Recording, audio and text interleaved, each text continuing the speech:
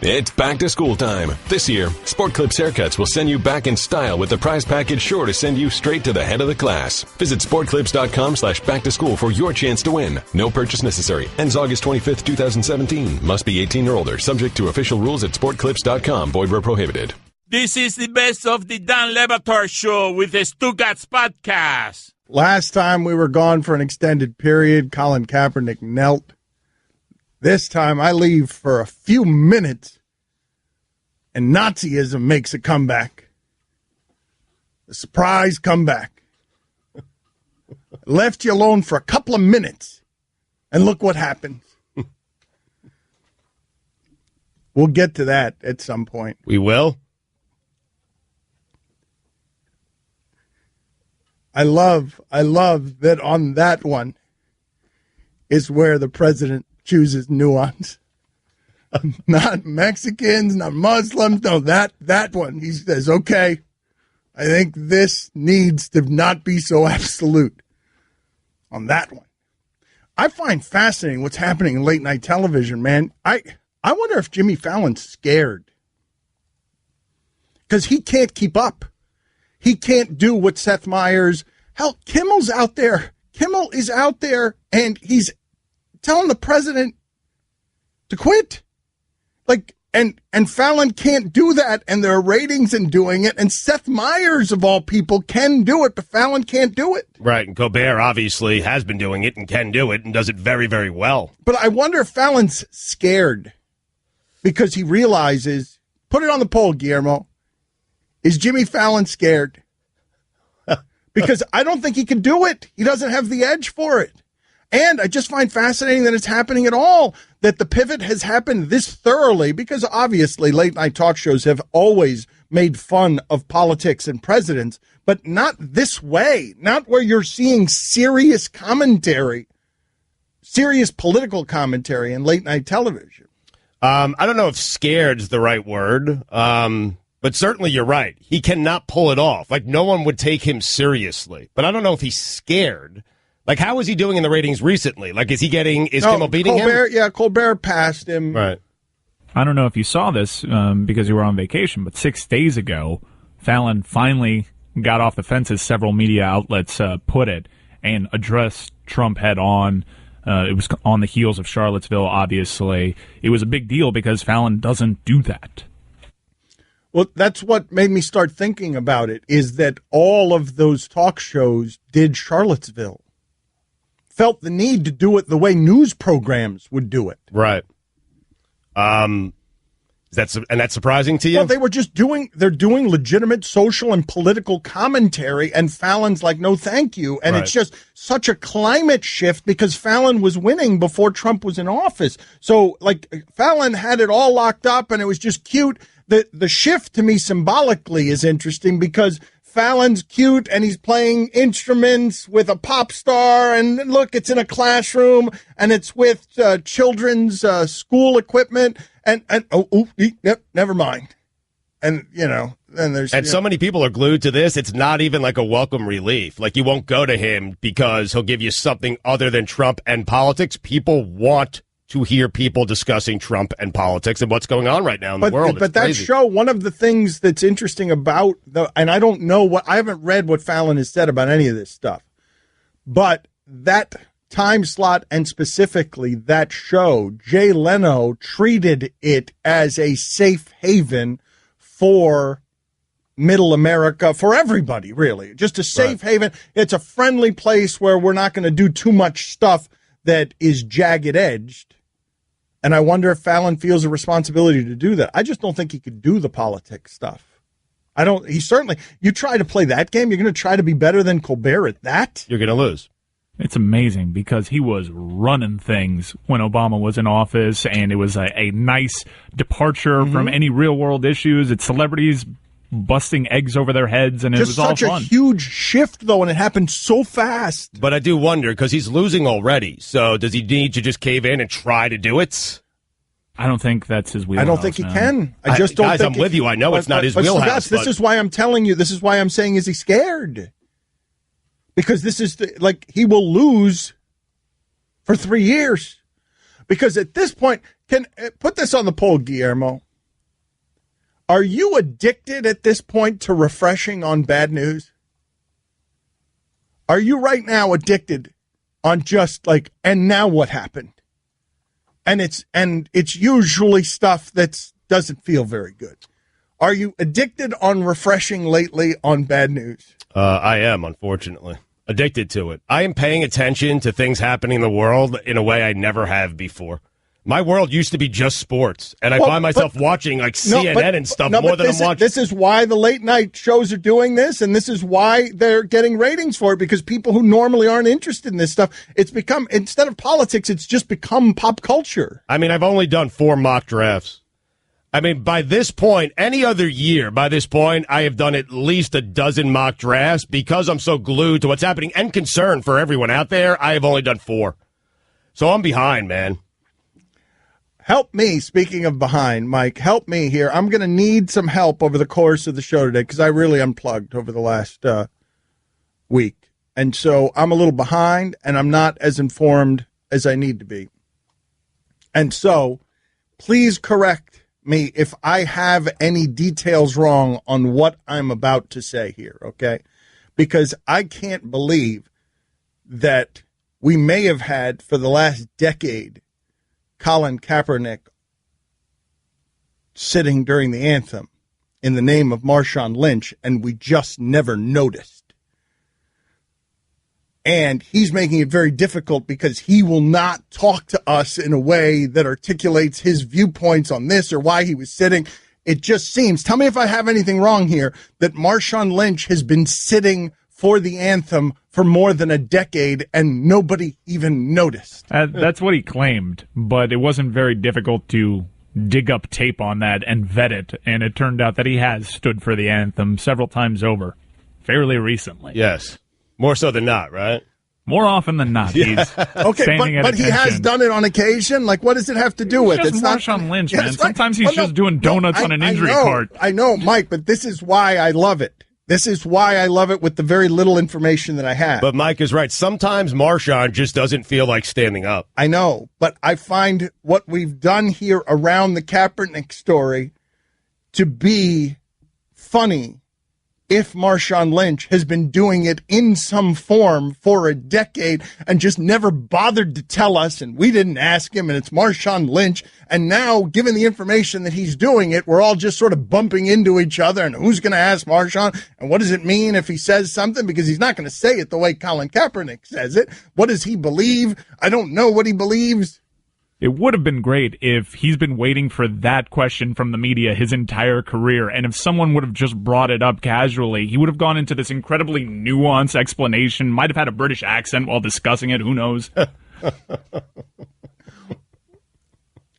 What do we know? Nobody, like Marshawn just doesn't tell us why he's doing it. He told Jack Del Rio, I've been doing it all my career. And Jack's like, I want nothing to do. I'll believe you. And Jack went out there with that. Yeah. Jack went out there and he ran with that information. He didn't vet it. But does no one else love this story the way that I do? The idea that this may have been happening in our midst, and we didn't really notice. And the guy that you would ask about it, he may have been doing it for the same reasons. But we don't know, because he's got a funny relationship with the media, and he kind of does whatever he wants. And it's like what needs to happen now is Gronk needs to kneel during the anthem, so that we could turn this thing into the funhouse and lightheartedness. Because now we go to Gronk and ask him to explain it. Right? Can you imagine that? No, but this is where we are. Marshawn Lynch is just the black Gronk. Marshawn Lynch isn't going to explain any of this, I don't think. You don't think? In a way that isn't organized. Well, I don't know. He's not explaining it at all, man. We wouldn't know. All right, well, but Marshawn Lynch has produced one of the great interviews in the history of this show and journalism and sports, and also one of the great interviews in the history of Marshawn Lynch. We play it all the time around here from 60 Minute Sports. And Marshawn Lynch is very lovable somehow. This jagged usually doesn't get to be this lovable, but this is part of why he's this lovable. if you just run through somebody's face, a lot of people ain't going to be able to take that over and over and over and over and over again. They're just not going to want that. Think there's a deeper metaphor there? Run through a face. How's that explanation going to go? From Marshawn Lynch. And he's doing big work. Marshawn Lynch is doing big work. Like, he'll go over to Haiti and do work with people that not a whole lot of people care about. I didn't give you a very good segue there. He's doing work with people who work. Who need help. People who need help. Go ahead, Stugotz. ESPN Radio is presented by Progressive Insurance. Last year, over 3 million drivers switched to Progressive. Call or click today and find out if you could save. The Dan Le Batard Show is brought to you by Upside. Now save big on travel and get a big gift card every trip you buy. You'll love Upside.com. That's Upside.com. Here's your SportsCenter update.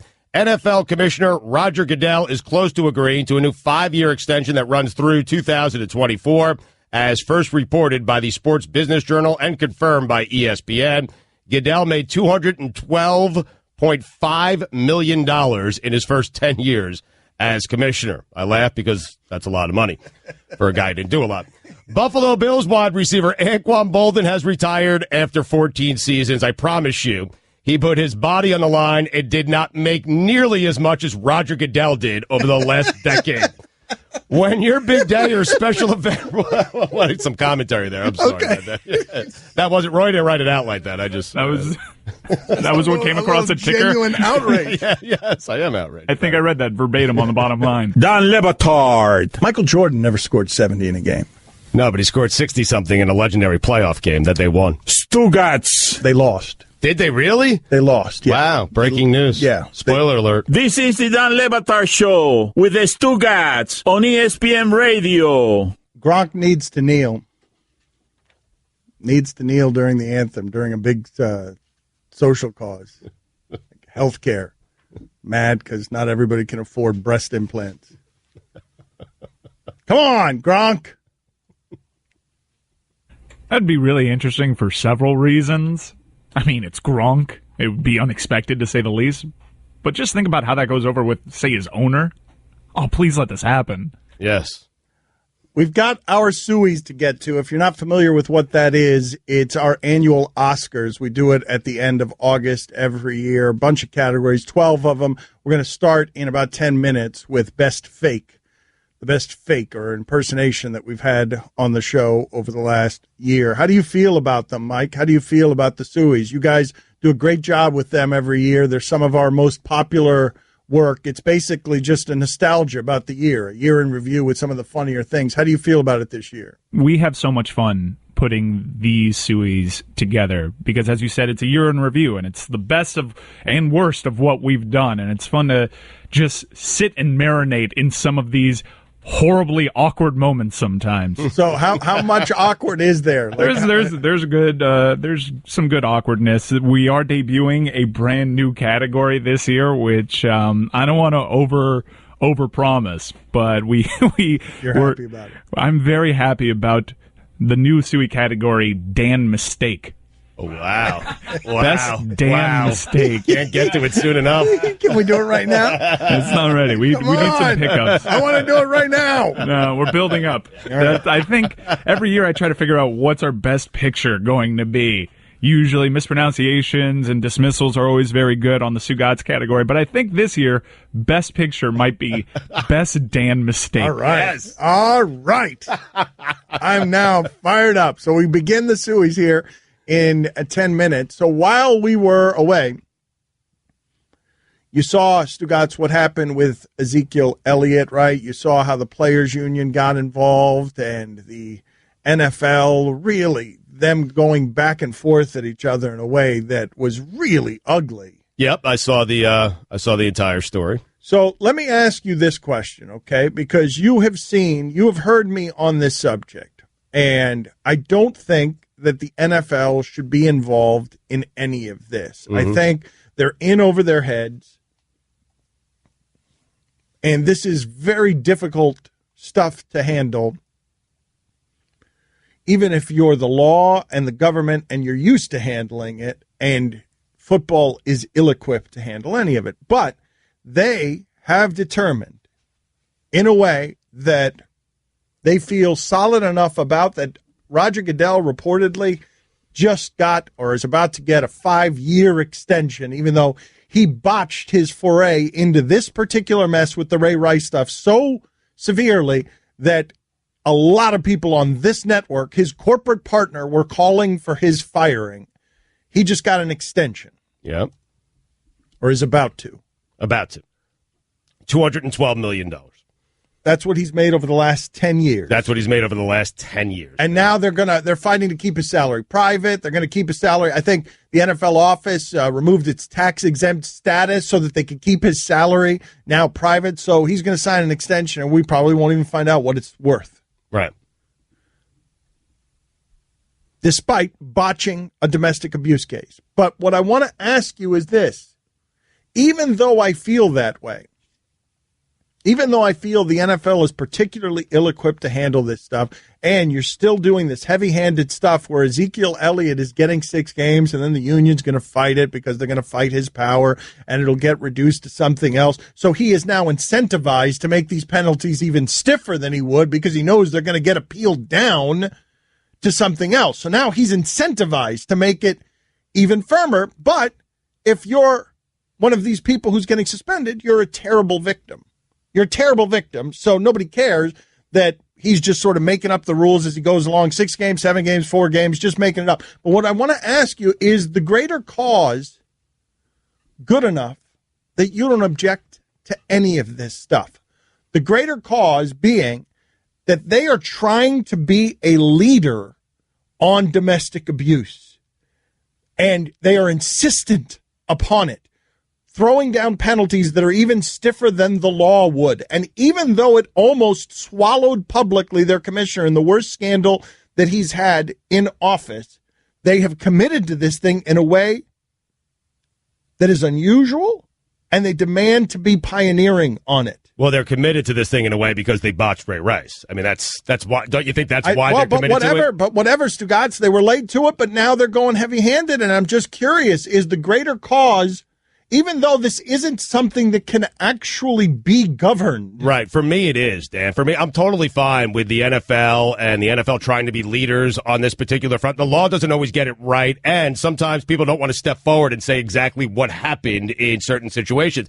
The NFL, I mean, they did a 13-month investigation, and listen, there are a couple of owners they don't want to really harm, especially Roger Goodell.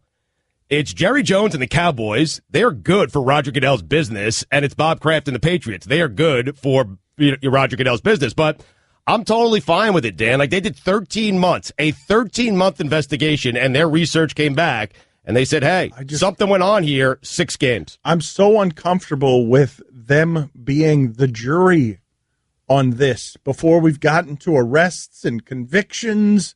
I mean, Dan, they're entitled to do it. It's a privately owned company. They're entitled to, they don't have to, Well, they are and they aren't, right, Stugotz? Because the union is now fighting in a way that's saying, no, you're not entitled to do this, that this is outside of the collective bargaining agreement. This is why the union is fighting it, and then it keeps ending up in the laws, in arbitration. But I don't think you just wash your hands of it and say, hey, we're not going to do anything here. I'm okay with that. Well, you can't now, right? You can't now. But what I'm saying is you've got so much credibility problems here, Stugotz. So many credibility problems. Who do you believe here? Have you read some of the details on this story? The details on the woman are not flattering. The Ezekiel Elliott details are not flattering. And the league's investigation, I don't know if I trust that. Like, if I put those 3 in front of you, who do you trust most? NFL investigation, Ezekiel Elliott's side, woman's side. Like, what? I mean. And it's 6 games. And so now the police aren't, like, this isn't a police issue. No, I mean, Dan, this is crazy. I believe the NFL. I trust the NFL most in this equation. They are armed with the most information. I don't trust anybody. Part of their 6-game, because remember, this was instituted And then last year, they decided to go against that instituted rule with Josh Brown, which was kind of puzzling. But part of what goes into these investigations is how much cooperation you're getting from Ezekiel Elliott. And by certain accounts out there, he wasn't very cooperative. Mm-hmm. All right, we start the Sueys next. Dan Le Batard. Marriage at some point, I think for a lot of people, they get down to, and this is really a sad part about marriage, where you're just having sex one day a week. And that one day a week is Sunday. And so I love Sundays, but I hate everything I have to do leading up till Sunday, which is essentially agree with everything my wife says and does everything she asks me to do. And I'm only doing that for the Sundays. Because if I don't do it, there ain't no Sundays. And I can't live without my Sundays. Stugotz. I wonder if Abby hates Sundays. Oh, she despises them. This is the Dan Le Batard Show with the Stugotz on ESPN Radio. Sueys are our Oscars. We celebrate a year in review, and so we begin with the first category. We've got 12 of them, 3 every day, basically, this week. So the first one is Best Fake. Let's do it.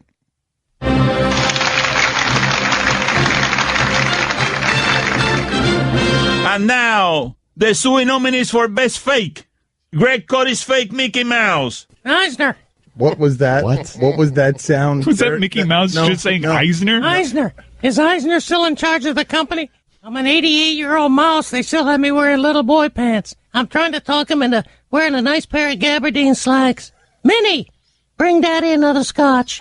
Dan's fake LaVar Ball. I'm undefeated. Never lost. Mike Ryan's fake LaVar Ball. I need insults. I never lost. Dan's fake Fat Albert. Hey, hey, hey. Chris Cody's fake Fat Albert. Hey, hey, hey. Mike Ryan's fake Fat Albert. Hey, hey, hey. Hey, hey, hey. Thank you. Hey, hey. Roy's fake Fat Albert. Hey, hey, hey. Stugat's fake Fat Albert. Hey, hey, hey. Guillermo's fake Fat Albert. Hey, hey, hey. Allison's fake Fat Albert. This is super weird. No, do it. Come on. Just let it go. I can't. No. Come on, just go. Hey, This is going to be a long time of silence. Go, come on. No, just go. Come on. Hey. That's it. I'll take it. Thank you. Guillermo's fake Principal Balding laugh.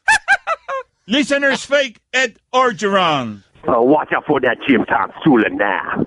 Mina Kimes' fake Rocky Balboa. So at the end, and then they kiss, and then it's like a moral victory, you might say. Dan's fake Alan Thicke. Oh, that's delightful. Mike Ryan's fake Alan Thicke. Alan mentioned the Tortorella position, and that's how Robin was conceived. I do a really lousy impression of Stugotz and Mike Ryan, and it's a one-way street there. I've got a couple other things. You could call it a fresh start initiative. I can't wait for Team Europe and Team Canada to play. I'll just settle up on my stool, sip on a nice gazpacho, and watch the world's finest hockey. And remind me, Alan, next time I want to tell the story about how Cuba Gooding Jr. and I drank horchata out of an ice sculpture at Luke Robitaille's luge tournament. Hey, he's been working on that. Dan's fake Russian accent. Bouquet of gardenias. Hashtag hot hashtag erotica. Mike Ryan's fake Russian accent. Dimitri, what is bouquet gardenia? I collect the heart and then I log out, right? Off the Karamis' account. Book Shamby's fake Sean Connery. Give us a ping, Vasily. One ping only, please. Dan's fake Sean Connery. Give them a ping, Vasily. One ping only. Mike Ryan's fake Sean Connery. It might be the holiday season, but this is a good gift for any occasion. Wanderer is the new line of shower products from the good folks at Dollar Shave Club. They believe you should be cleaner. Now, here's the very dirty Stugotz.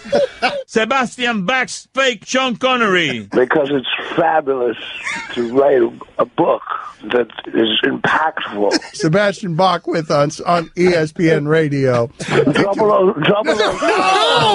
No! Stop doing this! 007. 007. He will not give up. I want to talk about your book, man. Mike Ryan's fake Elton from Clueless. Brittany Murphy, look over here. Give me your hand. Rolling with the homie. Dan's fake Jimmy Walker. So if, like, Jimmy Walker was ever under a similar circumstance, similar trial, and he came out of that trial with dynamite, right? You would find that strange. That's correct. Yes, thank you. Yeah. Do you have a dynamite, Dan? Yeah, Dan, do that one. Do it dynamite, yeah. Dynamite! Oh, The clap. Yeah. Dan's fake Kevin Harlan. When you have the hammer, you gotta use it. Mike Ryan and Frank Caliento's fake Mel Kiper Jr. Somebody you got to look out for is Tim Biakapatuka. He's a guy that you can definitely trust in pass protection. Definitely a guy that will make your team better. Caliendo, where you at? I'm not exactly sure what's going on here, but that's the point of the Le Batard show. That's right. Throw someone into a situation they don't know what's happening, and you feel as awkward as possible, and try and fight through, and then never talk to Dan again. Super awkward. I'm in my phone contact list right now, looking for Mel Kiper's number, trying to produce a show, trying to do this comedic bit that I believe is failing. I'm wearing a leopard print suit. I am sweating in all the wrong places. It's really riding up. Definitely some chase. I think Mike's Mel Kiper is better than Frank's Mel Kiper. That's one of the things you're going to try and figure out along the show lines here, that you're going to end up understanding that Caliendo doesn't really have anything down. He just is a conduit for other people to do more incredible things, and eventually it's over. Mike Ryan fake Chuck Klosterman. Come on again Sir. next week because I like talking to you. So come on Well, again. I'm always here. All right. Thank you, sir. I didn't even read the text because I lost the shipping container in the middle of that. Oh, I thought it went well. We're in the midst of tax season. Pablo, get your papers ready. Mike Ryan's fake Marv Albert. Yes. Mike Ryan's fake John Lovitz in Bad Boy. What you just gave us was limited fake John Lovitz as Will Smith's character in Bad Boys, Mike Lowry. Yeah, that's a ticket. Let me hear John Lovitz introduce himself again. Let me listen to his voice in cue. No, you had it. I did? You did it correctly. You did. I'm Mike Lowry. Thank you. There it is. Yes. Mike Lowry. Thank you. Chris Cody's fake Tim Kirshen. Limited fake Tim Kirchin. What do the Royals have to do to make the playoffs? Dan, the Royals are really good. Mike Ryan's fake Guy enjoying a top 5 burger. Oh, wow. So good. Can we? Greatest burger ever. Oh, God. Denzel Washington's fake Oscar's acceptance speech for virtuosity. Let me do my acceptance speech of virtuosity. Okay, ladies and gentlemen of the Academy, you know, I want to thank you when you were so kind and, oh, no, I'm not humble enough. Let me start again. No, I got to get the tears going. Wait a minute.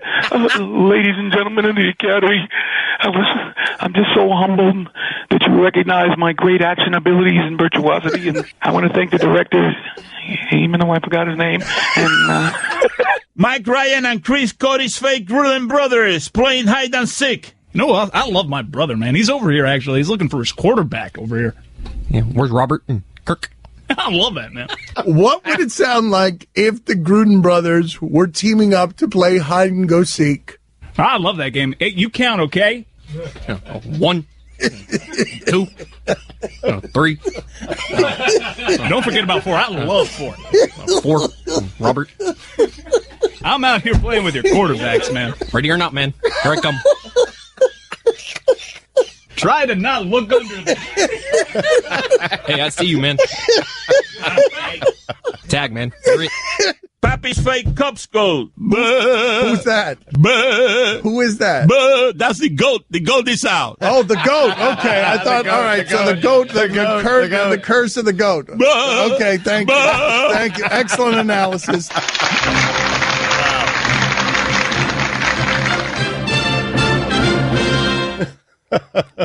Seems geared towards Mike Ryan winning the category. Category's loaded. We just threw some Denzel Washington in there to show that we had Denzel Washington on. Like that wasn't even an impersonation. Nope. Cash more of the Dan Le Batard Show with the Stugotz, 10 to 1 Eastern on ESPN Radio and ESPNU. Daddy, where do babies come from? Honey? Mommy went to the store. Oh, well, you see, there's a mommy and a daddy, right? Right. And see, when they call Geico, they could save a bunch of money on car insurance. Oh, really? And that makes them happy? Yes, that makes them very happy. That's good. Yeah. Well, I'm glad we could have this talk, Sunshine.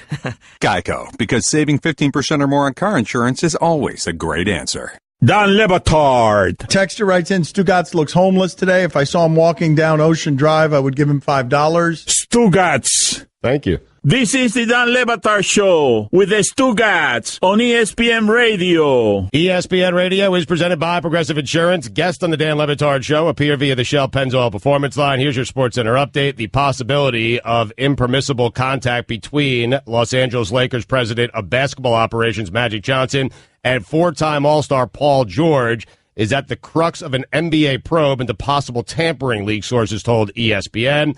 The Pacers filed tampering charges with the NBA against the Lakers, and the league issued a statement Sunday saying that a probe is underway. Minnesota Twins starter Bartolo Colon, he's a twin? Colon is a twin? He began the third active. Shut out the Brewers a couple of weeks ago. Did he really? Oh, the Brewers, team with the best offense in baseball. Third active major league pitcher to beat all 30 teams with a 12-5 win over the Arizona Diamondbacks on Sunday. And finally, a Texas man was wounded after he fired a gun at an armadillo in his yard, and the bullet ricocheted back to hit him in the face. I feel like that story was read 2 weeks ago. I feel like we already did that. Was there another story about a guy who shot and ricocheted and almost hit him in the face? It must have been in there finally when I was away. I'm sorry, fellas. The sad thing is I don't remember. Like, you're probably right, and I don't remember. I was going to say, were there two of those stories? For all the latest headlines and information, tune in to the SportsCenter on ESPN Radio all throughout the day. The Teddy Bridgewater book that's actually being done is about a teddy bear who dreams big. Ours was about people in sports who had names that sounded like they belonged in this book. For example, Jenny Finch was the tiny bird that comes to sit on Teddy's shoulder to chirp advice in his ear once Pitsnoggle leads them on the wrong path. Pitsnoggle, I think, was a pig of some sort. Kevin Pitsnoggle, the former West Virginia basketball player. Colt McCoy was the horse that Teddy rode in on as he raced through the town to warn the townspeople of the impending flood. He also flew over the town and the water searching for animals in peril on a toucan named Coco Crisp. You're right. Our book is so much better, man. Yep. I mean, you're going to steal our idea. You should at least consult us. And we do deserve royalties. I mean, at least the article I read about it gave us the credit for planting the seed for the book. How about Tree Rollins, the friendly, wise old tree near the river who directs Teddy Bridgewater to logs he can use to build a bridge, logs of the dead bodies of his friends? Lynn Swan, the elegant, sophisticated, matriarchal character who dispenses wisdom to inhabitants on the town lake. It's a good book, man. What happened to that idea? We don't finish anything around here. They stole it. No, we didn't do anything with it. They did. I know when Charlie was here, he tried to go up the ladder with it, and it just ended up fizzling out. It got blocked. Another suit. Oh, Charlie didn't go up the ladder. Another suit getting in the way of real creativity. And he made a single phone call. Suit. No one picked up, and he gave up. All right. Time now for Stugotz's weekend observations. It is time for Stugotz to share his game notes. No one in the media will tell you what happened better than my boy Stu. Weekend Observations is brought to you by Metro PCS. Get 2 free, awesome LG K20 Plus smartphones with 32 gigs of memory when you switch 2 lines to Metro PCS. Sales tax not included. Dan, we are just 17 days away from finding out if the Raiders are for real. The JetBlue experience. Flights that are rarely on time and TVs that rarely work. JetBlue. More like JetDo. Do. Malcolm Jenkins. Wait, give him the loser game show sound. Why? What happened? Come on. What happened there? Oh, that's an upset. Malcolm Jenkins. Chris Long. An all-time sports photo. Powerful image. That moved people to say, Chris Long is an Eagle? You know what Jamal Adams is? A load. You know what he lays? The wood. Mitchell Trubisky has that look. Mitchell, Montana ski. Mitchell, Merino ski. You were calling Mitchell Fumblesky or something. That was then, and this is now. That guy played 10 minutes against the other team's fourth string, and he looked like a Hall of Famer. In fact, Mitchell, Hall of Fame ski. Ricky Fowler, looks can only get you so far. Golfers who wear their sunglasses on the back of their hat, you're annoying, and it doesn't look good. Ricky Fowler, for crying out loud, do it in a major. Jordan Spieth, Ricky Fowler, Justin Thomas, Smiley Kaufman. Glad to see Tiger really changed the game. Spieth, Fowler, Thomas, and Smiley Kaufman. Golf's Brat Pack. More like spoiled Brat Pack. The guy's name is actually Smiley? And his last name's Kaufman. Yep. Smiley Kaufman. You didn't know that? I didn't know that. I didn't know there was a Smiley Kaufman. Dan, want to know what rock bottom looks like? It looks like Fox News on Sunday night. That was dangerous. Let's start that one again, and let's pretend that didn't happen. Want to know what rock bottom looks like?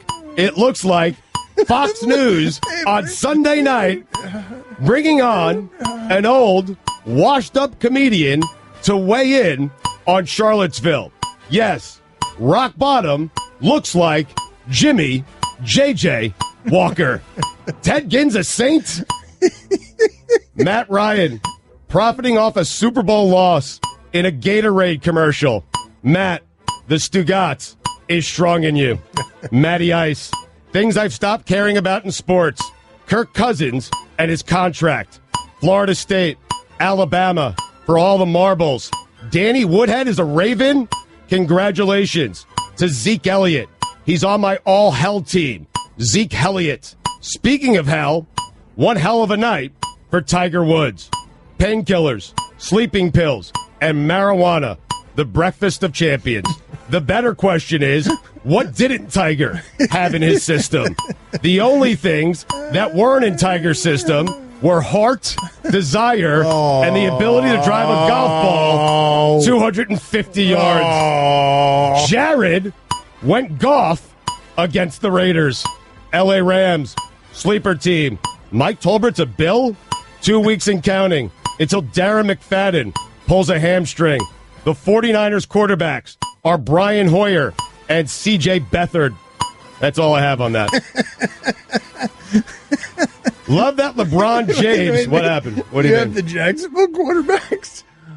Yeah. All right. We'll get to them in a second. Don't worry about it. Love that LeBron called Trump the so-called president.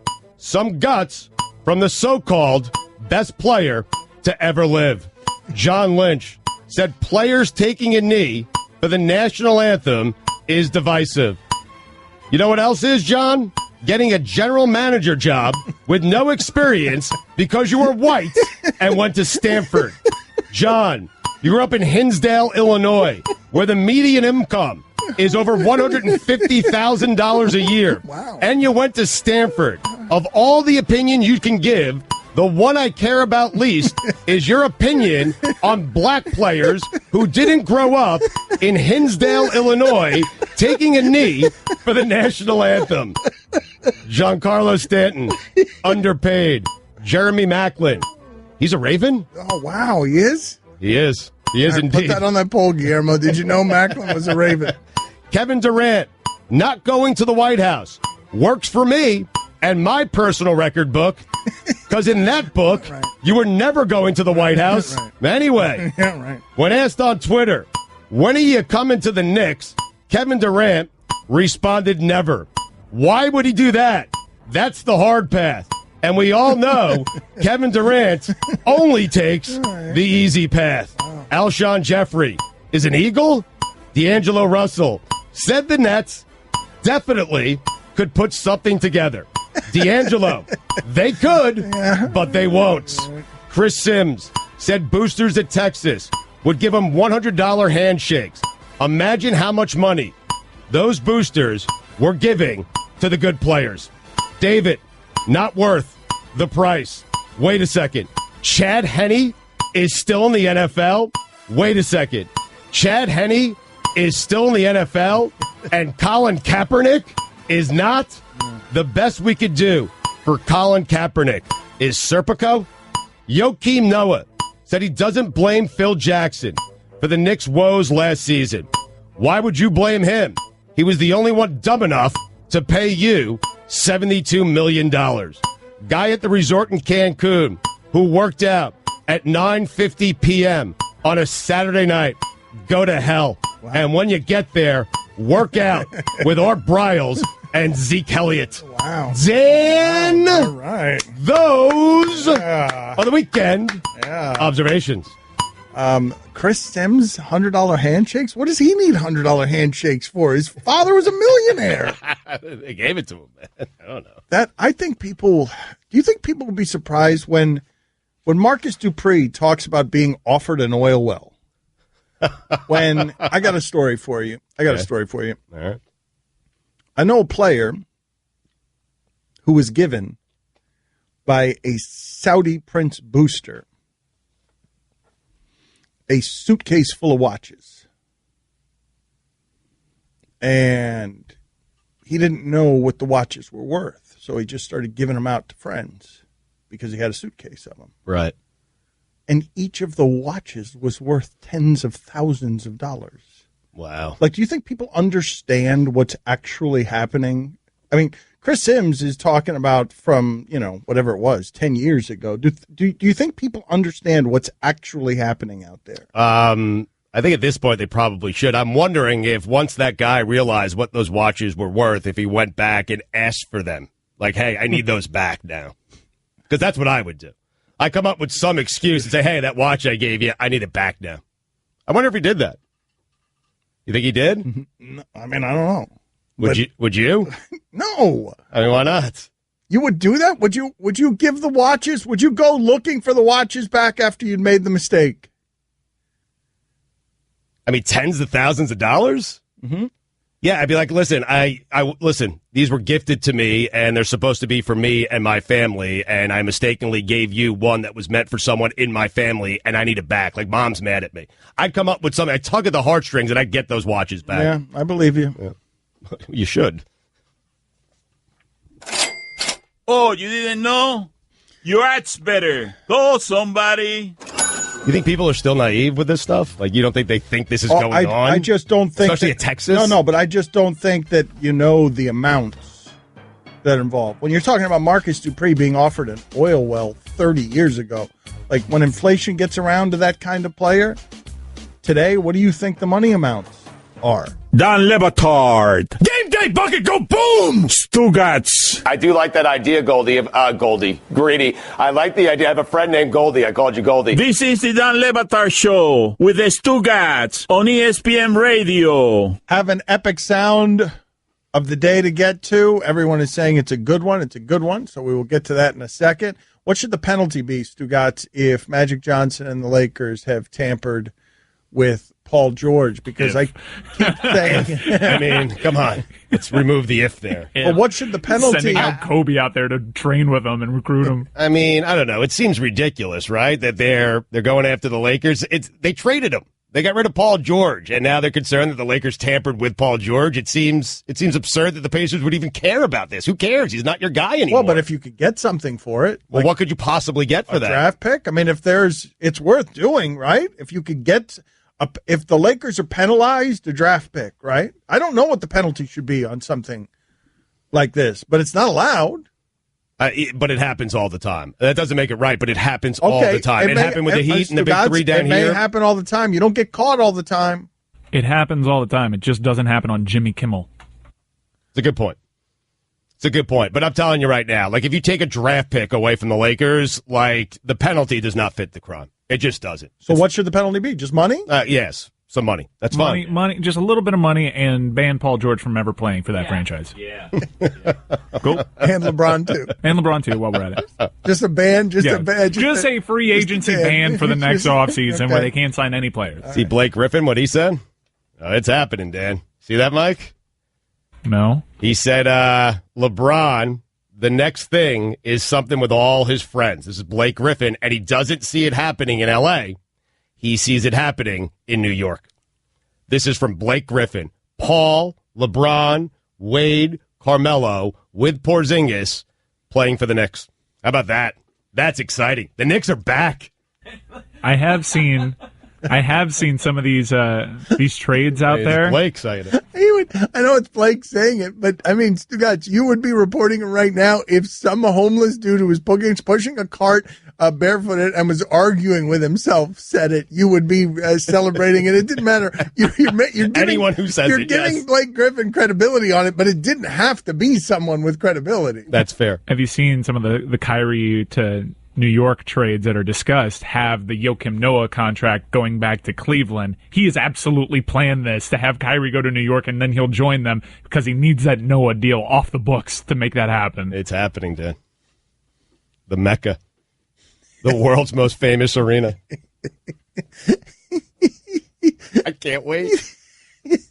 I mean, Blake, who spent more time with Chris Paul the last 5 years than Blake Griffin? Nobody.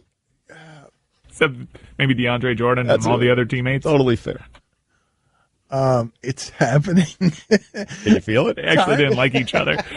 Time now for Guillermo. I just can't wait to the whole off season. Can we just fast forward? Just fast forward to 2018's off season. Give Golden State the Larry O'Brien Yes, just trophy. go ahead. Let's move Would on you to be next okay year. with that? Put that on the poll, Guillermo, at Lebatard Show. Would you be okay with all of us just right now giving Golden State the 2017 trophy in exchange for 2018 free agency starts right away? Yes or no? I'm giving up a lot of great Deion Waiters moments, but yes. Yes or no? I'm all in on that, yes. At Lebatard Show, just fast forward time. I feel like Ballmer can do that, can he? Don't you think Ballmer can put something together where he makes that so? No? Time now for Guillermo's epic sound of the day. Time now for Guillermo's epic sound of the day. It is going to be epic. Hey, guys. Hello, Guillermo. Hey, Bill. Welcome back. How was everyone's vacation? What vacation? / holdout. Yeah. I was on vacation. My father was holding out. And I was standing by your side. You guys familiar with Michael Kay? Yes. Well, on the Michael Kay show the other day, a caller called in and was upset because Joe Girardi did not pinch hit for Aaron Judge in the 9th inning, which I think would have ended his strikeout streak. And Don LaGreca was not happy with this caller. Steve, get your priorities in order, brother. If he had a decent, kind heart, he would. Brother, come on, take a look at the news. Watch the news for 5 minutes, Steve, and then tell me that your life is awful. You're a clown, Steve. I'm tired of the clown show. Tired of it. You've got a playoff team. You got a team that's won 3 in a row, and you're miserable because you love being miserable because that's what you're about. You're a clown, Steve. I'm tired of it. I'm tired of you wasting our time on the air with your clown shoe garbage. Tired of it. Michael might want to entertain it. I'm tired with it. Lose the number, Steve. Tired of it. I'm a Met fan who has to watch a team that was supposed to go to the World Series be 12 games under 500, and you've got a playoff team that's beaten my team 3 in a row, and you're complaining about a guy being pinched hit for or not being pinched for in the 9th inning? Get a life. Watch CNN. You could be, God forbid, a person in Barcelona today. You're miserable because of Aaron Judge not being pinched hit for? You're a clown.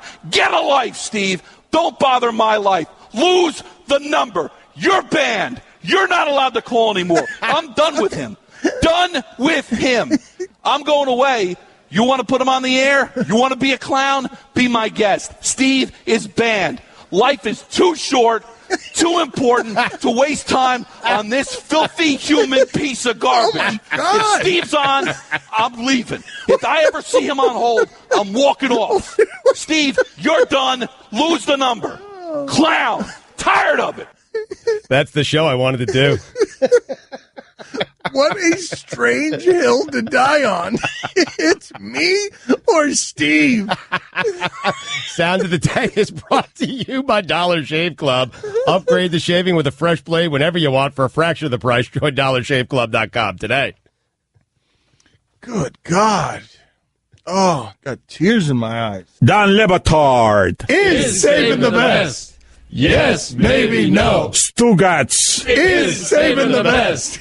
Yes, maybe no. This is the Dan Le Batard Show with the Stugotz on ESPN Radio. The tampering rules are such, if indeed it can be proven that the Lakers tampered with Paul George while he was under contract with the Pacers, they can be punished different ways, loss of draft pick, fine up to $5 million, future restrictions on acquiring George, possible suspension for the people involved. And if the NBA finds evidence that the Lakers had engaged in a side agreement with George, he could be prohibited from signing a free agent deal or being part of a trade to the Lakers. There's no way that they would do that. Be great. There's just no way. Never say never, Dan. Come on. Do you think that that's a possibility? Can you imagine that as a possibility? What's the precedent for that? If indeed they were tampering and all of a sudden the league banned, after preventing the Lakers from getting Chris Paul by a commissioner's edict and postponing a trade, you think that they're going to step in and ban Paul George? You could become a free agent anywhere except with the Lakers? I don't think it would happen, but it'd be great if it did. Like, it really would. Especially, like, can they direct him to a certain team? No. Well, what do you want to do? You just want him directed to, what do you mean, can they direct him to a certain team? What is Stugotz doing? I'm making the penalty harsher for Paul George, for everyone. Send him to the Kings. And by the way, your questions about Magic Johnson and him lacking experience being a general manager for the LA Lakers. I mean, he made a pretty big mistake here if that's the case. If all of a sudden Paul George cannot play for the team he wants to play for? Well, to hear the Miami Heat tell it, Mickey Arison didn't know the tampering rules well enough when he just had Pat Riley on his yacht one time and started negotiating with him while he was with the New York Knicks. And the Miami Heat, I believe, got a $500,000 fine for that, and that was, 20 years ago. Right. They got a $500,000 fine. But they didn't block Riley from ultimately going Correct. where he wanted to go. Can't imagine. I can't imagine the league doing that, no matter how egregious the tampering is. I can't imagine a tampering so egregious enough to make it so that the league would step in and say, Paul George, your free agency is now restricted. Can you? No. Nope. Can't see it happening. So we'll get to another Suey in a second. We've got another Suey category. But before we do that, a couple of things. Guillermo, put this on the poll. Was there a single person on earth who sided with Joe West and the umpires yesterday? Put that on the poll. Pretty bad. A single person on earth. Yes or no? Joe West wore a white band in this time of protest to complain about people being mean to umpires. And I just can't imagine that anyone thought that was anything other than ridiculous. I think Greg Cody was down for it. I think Greg Cody was on board. Well, here's the thing. The reason I know nobody's for it is because I normally side with anybody who's in pain or being abused. And I'm like, You yawned. I'm like, come on, ump. They wanted him suspended. Come on, Cowboy Joe. Knock it off. Ausmus said he was fined. His manager said he was fined more money than anyone's ever been fined for something like that. They don't know the amount. It's not going to be made public, but that's what he said, that he's been fined plenty for what he said about the umpire. They want him suspended for games. Give me a break. And that's why people don't like umpires. The umpire's trying to make it all about themselves. I mean, that ump the other day who threw out Beltre for moving the on-deck circle when Beltre is going for 3,000 hits. One of the few numbers that still means anything in that sport, because you had that whole time when guys were having hypodermic needles in their eyelids and hitting 70 home runs in a season. One of the few numbers that matters in that sport. He's approaching 3,000, and the umpire comes over and ejects him in the on-deck circle. Another thing we've got going on is Stugotz is mad at Mike Greenberg. Oh, it's enough already. Dan, I'm serious here. I mean, there's a couple of things going on here. I went on Greeny and Golick's show, I don't know, a few months ago, and they asked me about LeBron James and what I thought was going to be the next chapter for LeBron James. And I said to them, I could see a scenario where LeBron James gets with all his friends, the Banana Boat Club, and he gets with, Wade and Chris Paul and Carmelo Anthony, and he plays, because it's something LeBron would do, play out the final string of his career, try to win some championships with his best friends. And I said I could see it happening in New York or L.A. And Greeny and Golick left me out of the room. laughed me out of the room. And then you came on a couple of days later, and they asked you about my opinion on that. And you said, in fairness to Stugotz, knowing LeBron a little bit from his time down here, you said I could actually see LeBron doing something like that. So it took you validating my opinion for them to take it seriously because they didn't laugh at you. And now what is Greeny doing? He's trying to make it like it was his original opinion, his original take, his original thought. And that drives me crazy. And the fact that it drives me crazy, the fact that Greeny's doing it and the fact that it drives me crazy speaks volumes about our business. What a crazy business. Where I have asked Mike Ryan for the first time in 15 years of doing this, you better have that audio saved as proof for when I expose Mike Greenberg for what he really is. A thief. Hey, stole my take. I had it first. No one else had it. Laughed me out of the room. Then big, credible Dan Le Batard for the Miami Herald, ESPN, the magazine. He strolls in the very next day, gives the same take. All of a sudden, they take it seriously, and all of a sudden, Greeny makes it his own. Seriously. Hey, tampering charges. He's tampering with my takes. He should be fine. He owes me money. I'm doing Greeny's work for him. Seems like you agree with me on this, Dan. You are the industry's leading take stealer. I am. I've stolen so many from Greeny. The idea that this would upset you is... I'm furious. It lacks a certain self-awareness. You know what I don't like is the fact that they laughed at me because I'm not credible. I'm just, wacky, zany Stugotz who's not terribly smart. And then you came in the very next day, and all of a sudden everyone was taking it seriously. How does that feel to be taken seriously? It's not absurd to think the next... the next incarnation of LeBron will be the one with his friends. What would be absurd about that? You can't think that LeBron is just going to sit there and watch this happen and not have anything happening in the shadows, right? You can't. I mean, it would just be silly to think that, given the way that he runs his career, that the way he and his people run his career. He's not just sitting there waiting for things to happen to him. He's an actor, not a reactor. I think he knows exactly who he's playing with next season, and I think he knows exactly where he's playing with those guys next season. Let's do another Suey category, please. This is best laugh. Let's do another. These are our Oscars.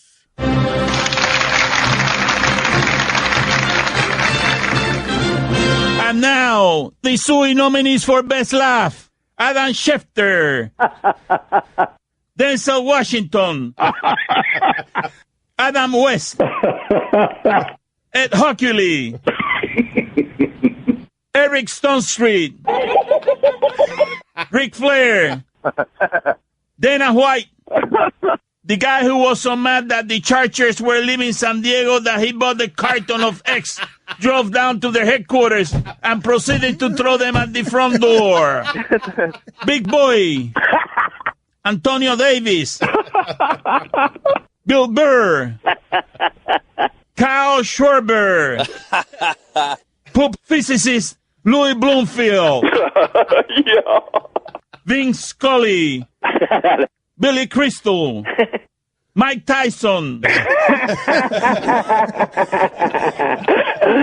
John Daly, Jeff Garlin, Brian Cranston, Drake's dad, Deion Sanders, Jeff Bridges, Isaiah Thomas, Action Park COO Jason Bass, Kenny G, PK Subban, Stephen A. Smith,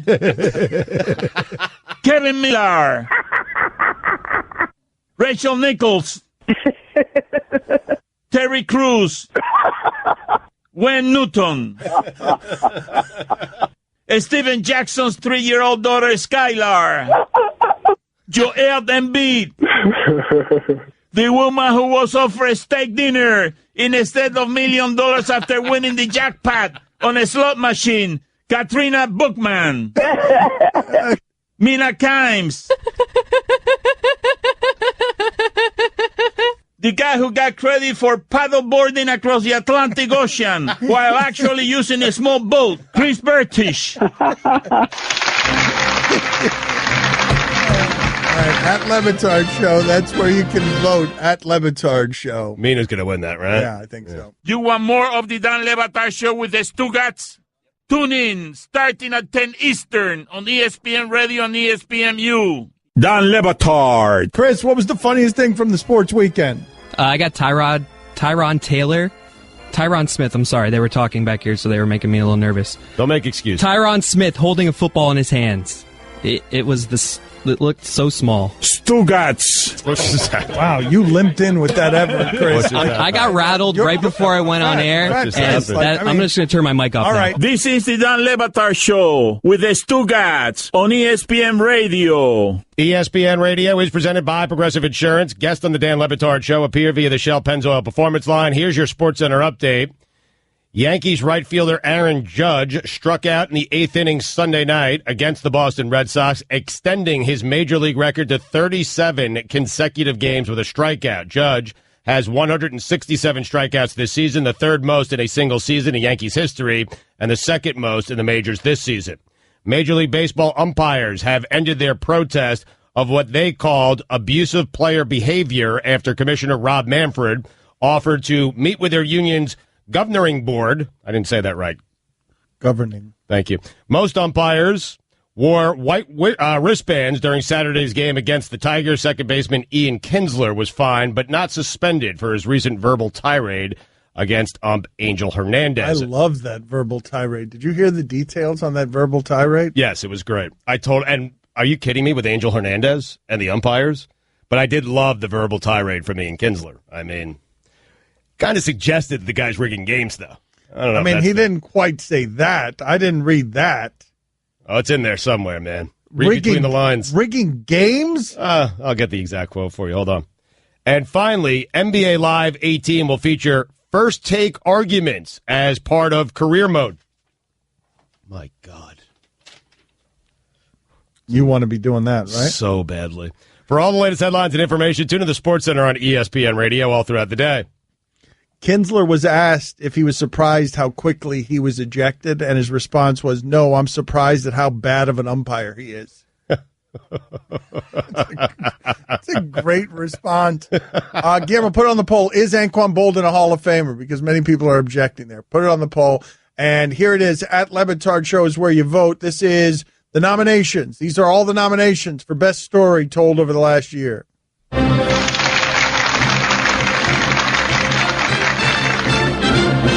And now, the Suey nominees for Best Story. Joe Buck's Pat Brownie's story. I ate a brownie at a dinner in Cabo. Oh, boy. And got no reaction. That's the mistake. What happened? That's the mistake. Well, I didn't know this. So I'm eating it with this buddy of mine, and like 45 minutes later, I said to him, "Do you feel anything from this?" And he's like, "No, I don't feel anything." And I said, "Only I can get no reaction from eating a pot brownie. Let's have another half." There you go. That's so the mistake. I had a brownie and a half, and then we all got in a car, not driving. We were driven down to this bar in Cabo.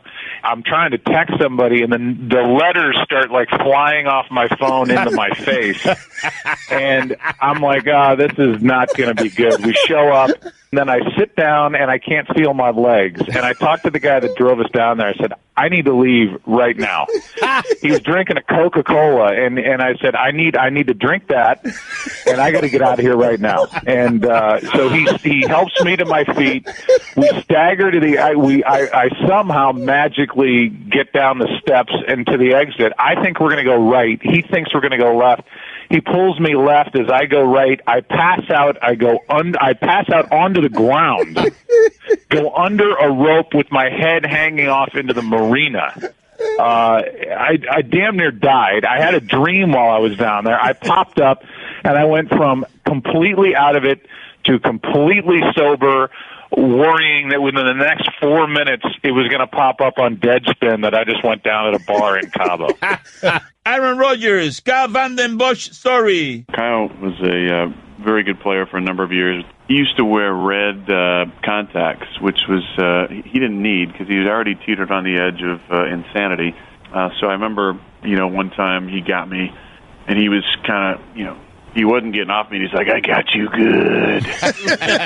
I'm like, "You hit me in the head, though." He goes, "No way." And I was like, "No, I think it's going to be a penalty." He goes, "No."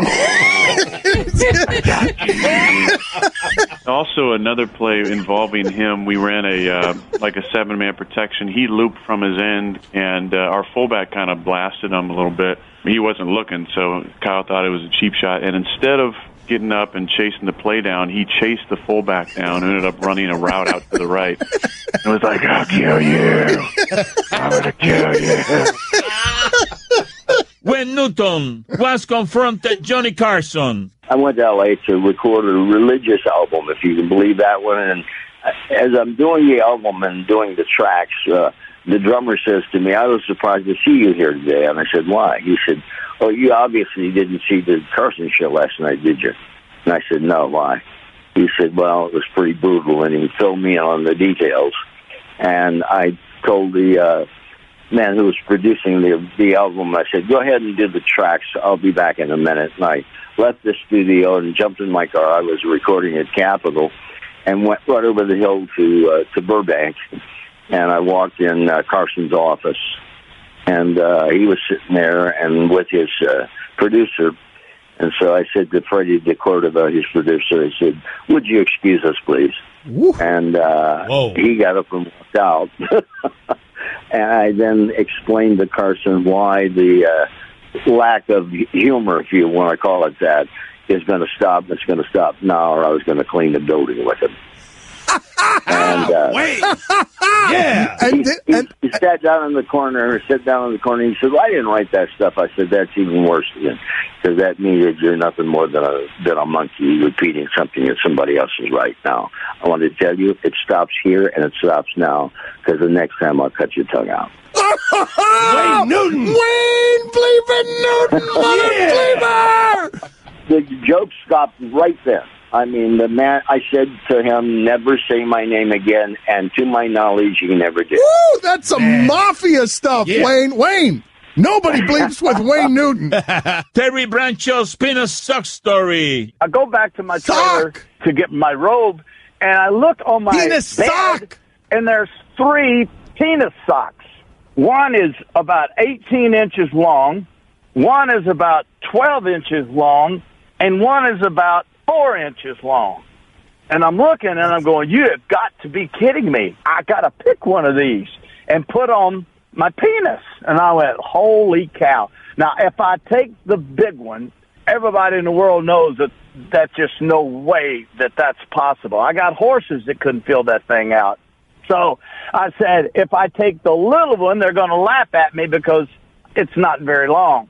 And I know the wardrobe people are going to gather around and go, which one did he go with? Obviously, I went with the middle one. And I put that stupid thing on. I got up there to do the scenes, and I had a penis sock on, and I've never been more uncomfortable in my life. Steven Jackson, tell us about the time Ron Artest called him a...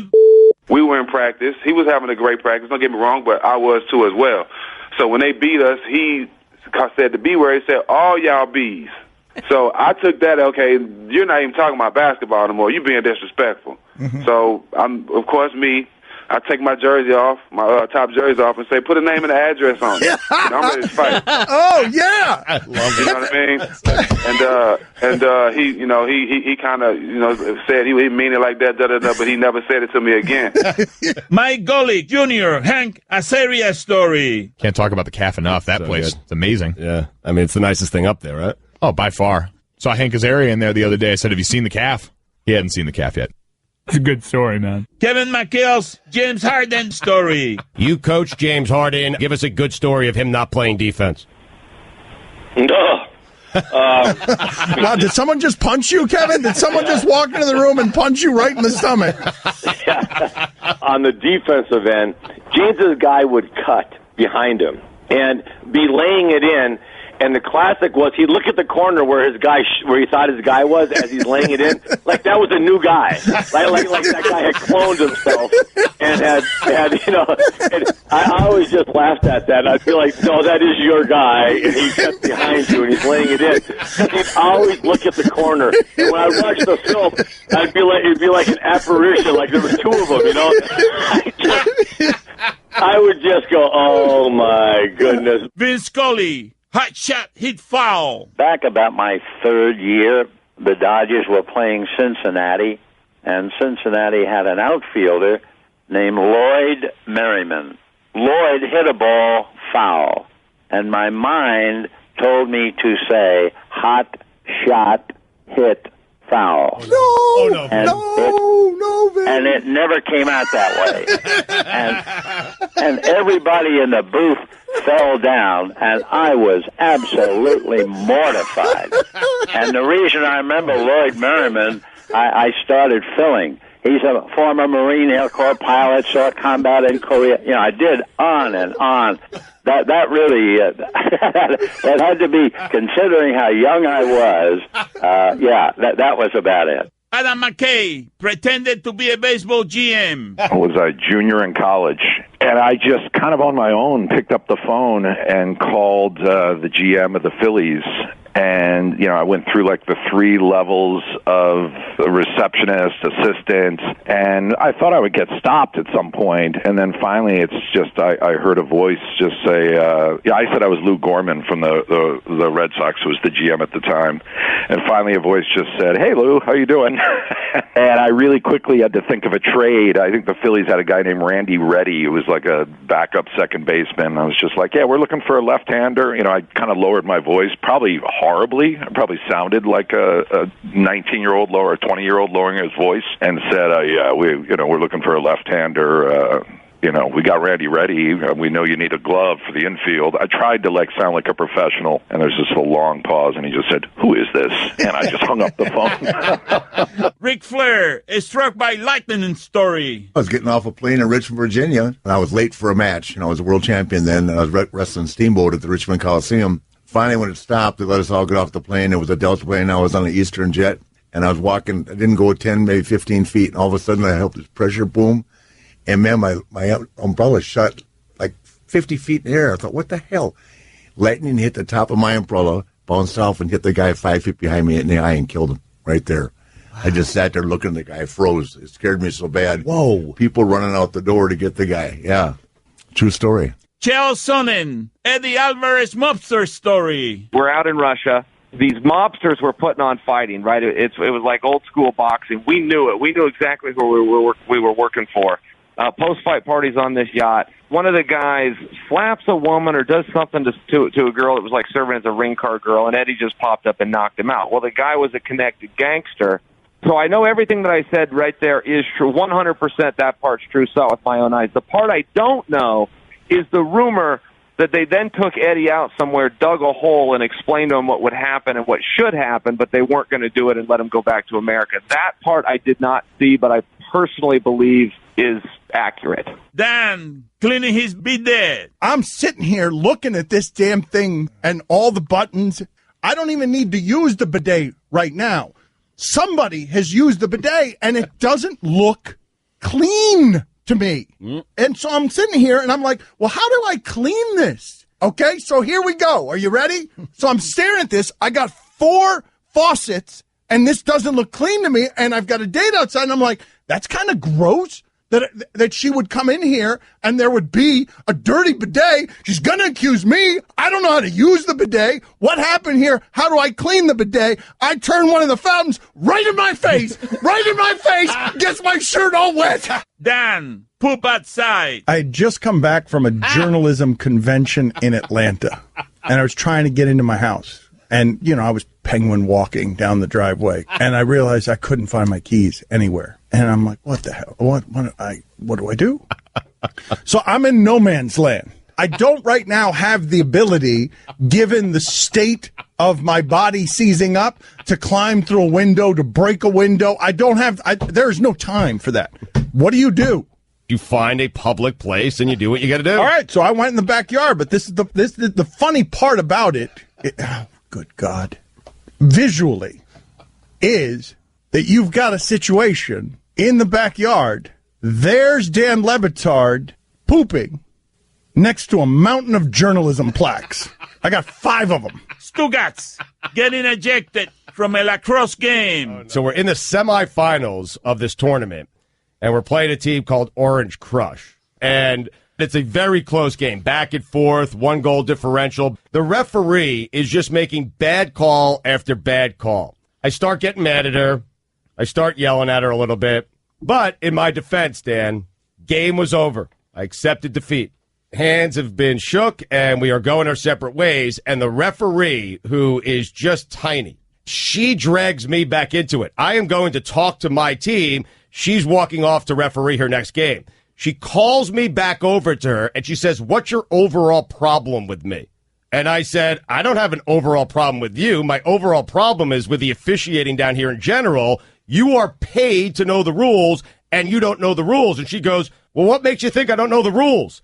I said, "You went to look at a rule book during a running clock game to see if the call you made was correct or incorrect. To me, that's not knowing the rules. Do a better job." She said, "You have this problem with all the refs?" I said, "Listen, do me a favor. I'm upset. My team just lost. Why are we still talking?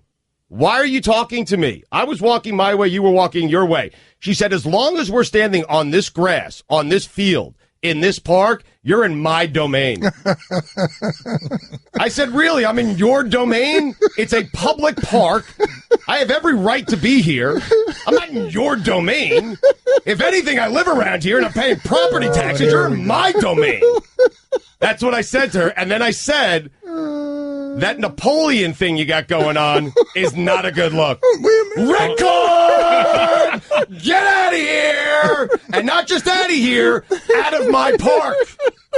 Norm MacDonald, Bad Beat Blackjack Story. One time I had a massive bet down. It was my last bet. I just said, I'll just bet all this. And then I got 2 aces. And and then I was like, I don't know if I have enough money, but can I get some credit, like from the casino to bet on this other ace? And they're like, no. And I'm like, does anyone else want to buy an ace? No, but everyone else there was betting small. You were at a $5 table. No, I don't like the. What the hell? I'm watching the draft. What? Norm, what? I was just watching the draft. Okay. All right. So, anyways, my 2 aces, I go, hit me. I have 2. You know what I mean? So I have to hit.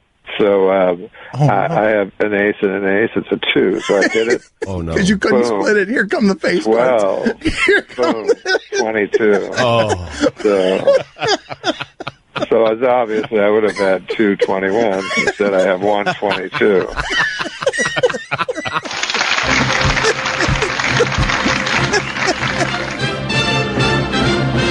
That Gojo story has to be the winner. How is that in there? Why is it in there?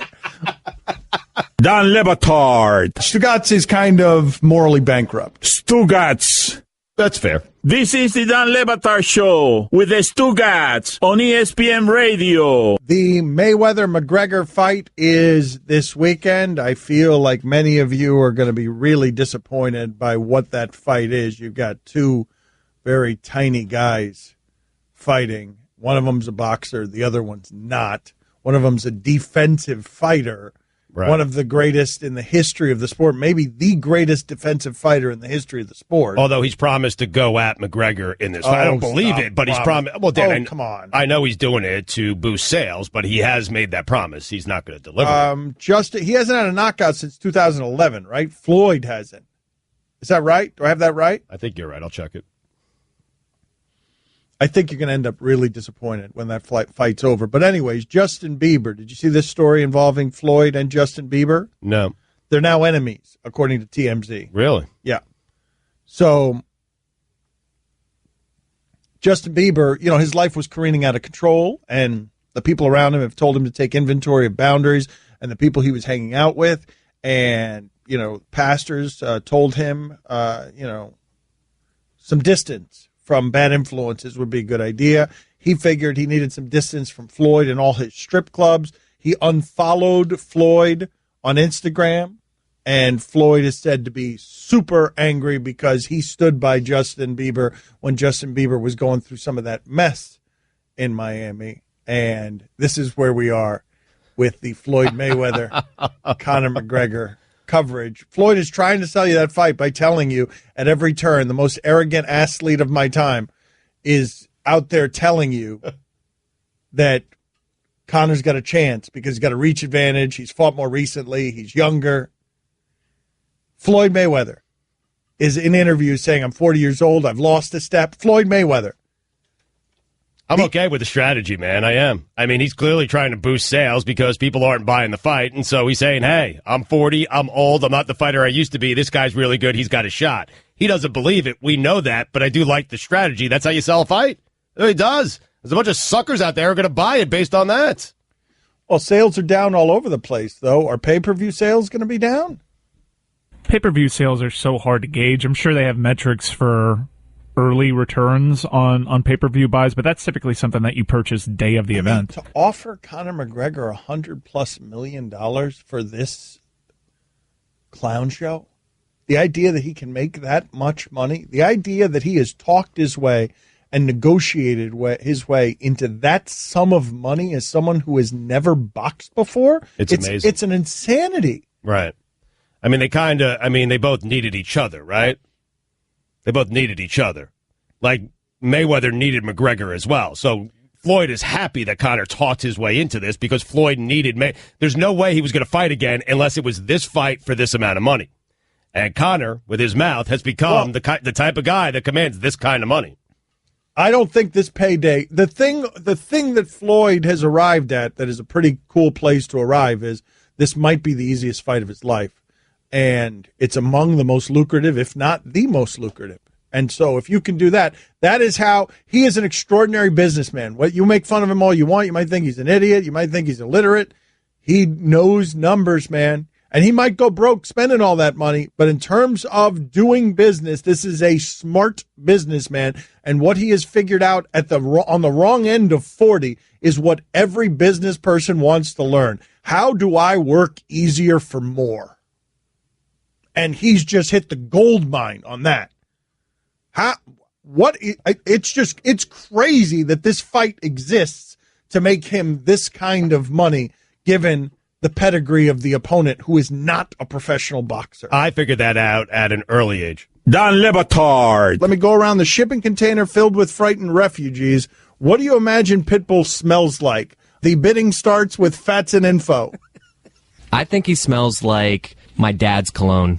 Guillermo, what do you imagine Pitbull smells like? A combination of sweat and like agua de violeta. Oh, nice. Stugotz. Roy, what do you got there? Drakkar Noir. Mike, what about you? What would be your guess on what Pitbull smells like? Fireball.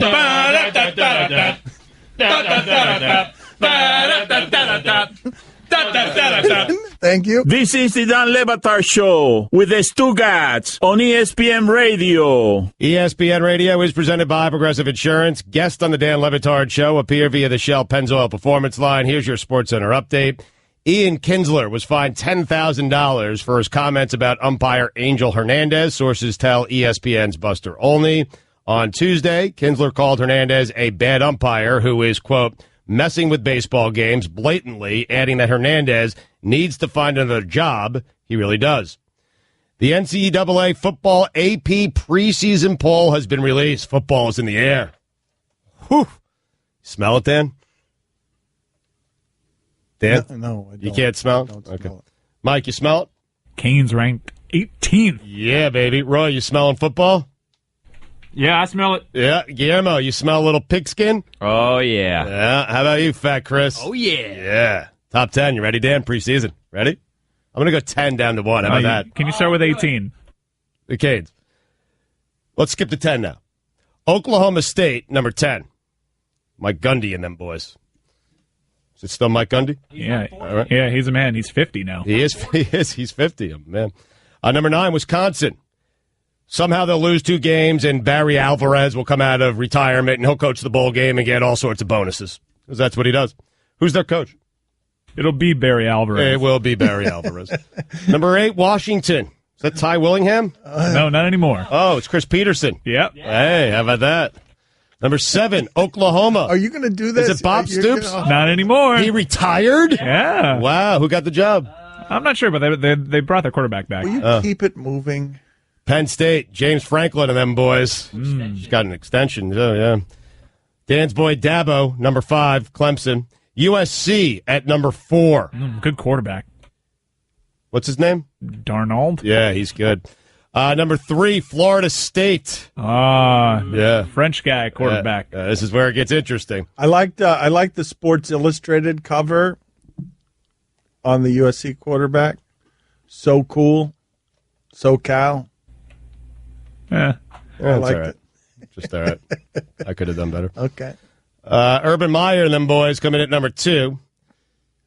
Do I need to tell you who's number 1? No. It goes without saying. Goes without saying.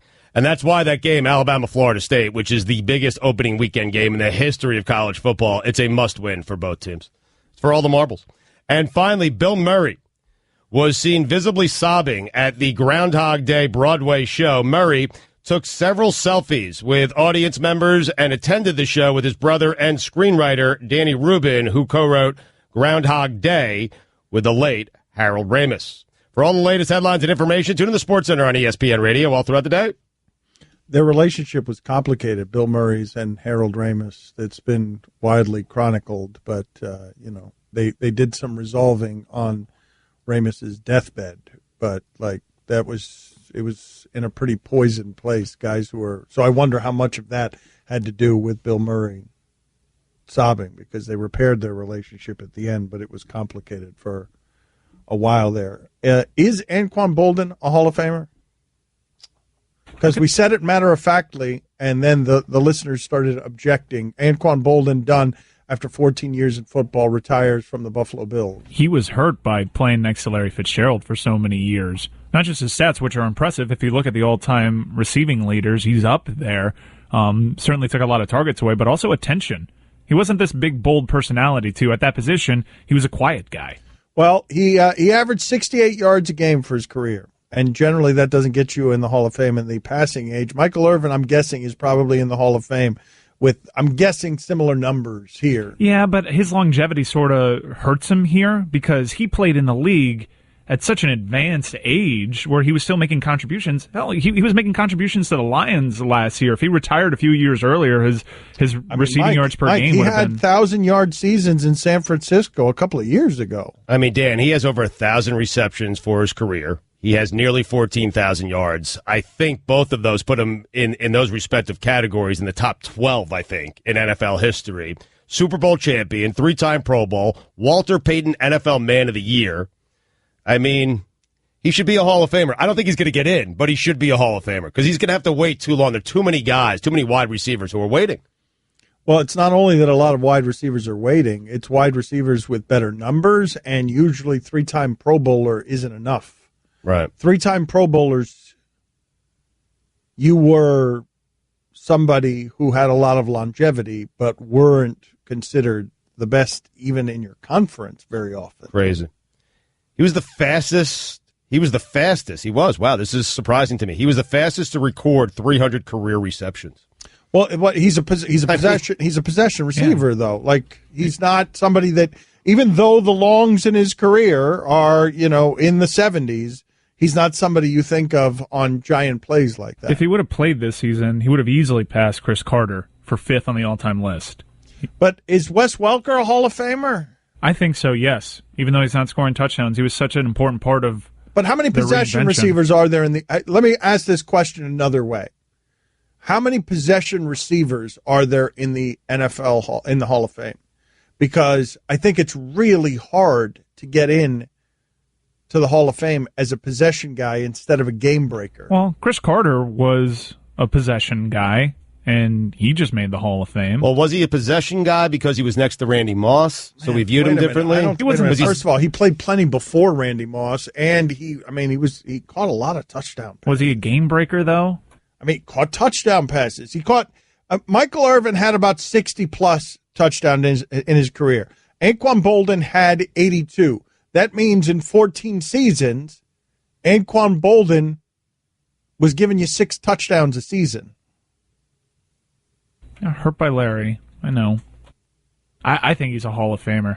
What an incredible career for that guy. Great career. I mean, if you hear some of the backstory on him, all right, so he comes out, he's Mr. Florida, I think 2 years, basketball and football, wins, and where he comes from, I don't know if a lot of people know this, from Belle Glade.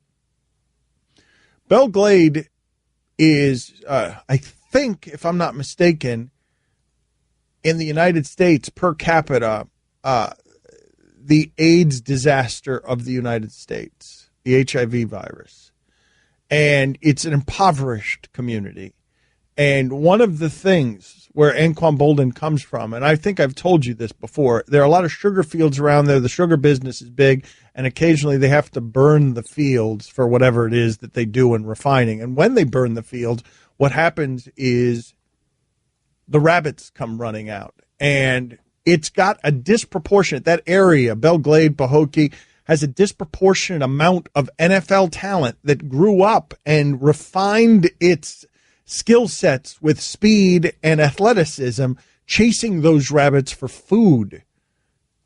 The family would eat those rabbits. They would chase them by hand. And, Fred Taylor and there, it's just an area that has produced a ton of talent. And Anquan, NFL talent, Anquan himself says there were so many guys that I was surrounded by who were better than I was, like a lot better athletically at that rabbit chasing stuff. Right. And they just never were able to get out and do the things that he was in the NFL that he was doing. I do think, though, Stugotz, that he's harmed by the fact that you just have a hard time remembering a signature moment of his.